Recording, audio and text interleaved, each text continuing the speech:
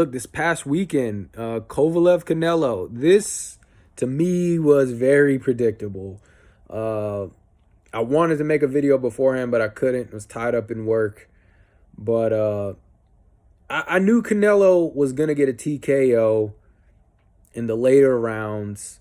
The blueprint on beating Kovalev is out. I mean, Andre Ward put it out there, and that exposed Kovalev, and that was the beginning of the end for Kovalev as a fighter.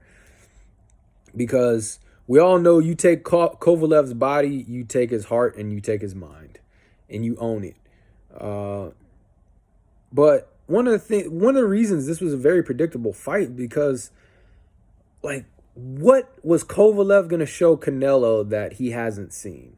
What was he going to present to Canelo that was going to throw him off other than maybe a weight advantage?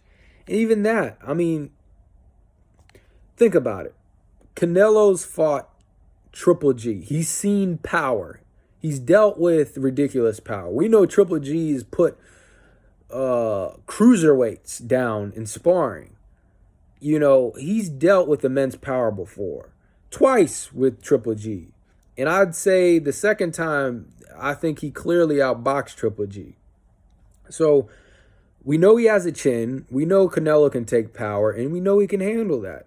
We've seen Canelo against a guy who's a little bit more rangier than him and that wants to outbox him, right? We've seen him against Floyd Mayweather. Even though he lost, he still got that experience. He went up against Landy Laura, who obviously was on his back foot all night. And we seen him against Amir Khan to where he slowly, broke him down. And then we all remember that fucking knockout. So what was Kovalev going to do to present a challenge to Canelo? And nothing. Kovalev doesn't even have a hook. He doesn't even have a hook in his game. He doesn't have a body attack. He's pretty straightforward. He's got his straight punches. He's got a nasty jab. He's got some power. But even that, I think one thing about power is it's also a mentality. It's also a killer instinct. And after Kovalev got dominated by Andre Ward and lost and started losing that mentality, some of that power dissipates a little.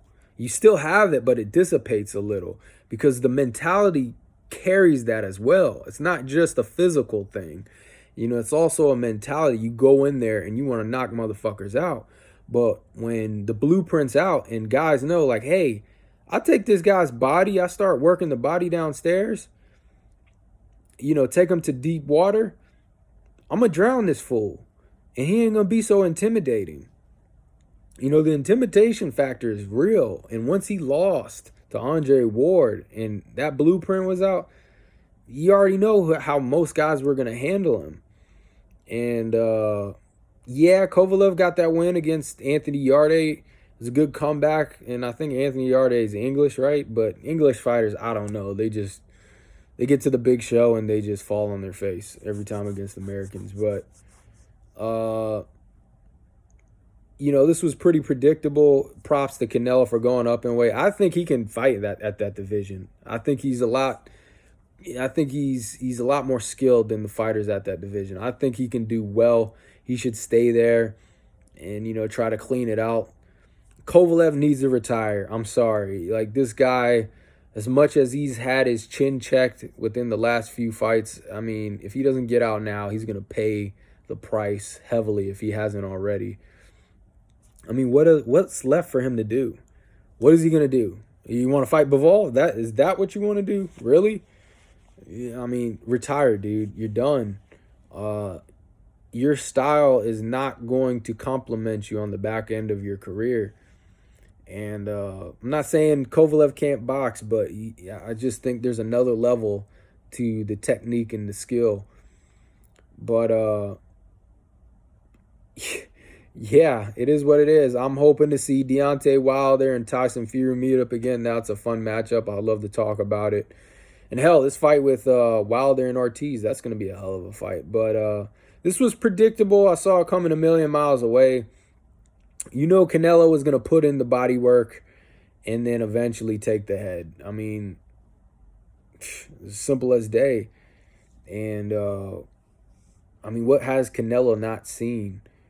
And what, Kovalev has a 72-inch reach, so it wasn't like he was dealing with something, some crazy length. And even if Kovalev had a fucking 78-inch reach, right?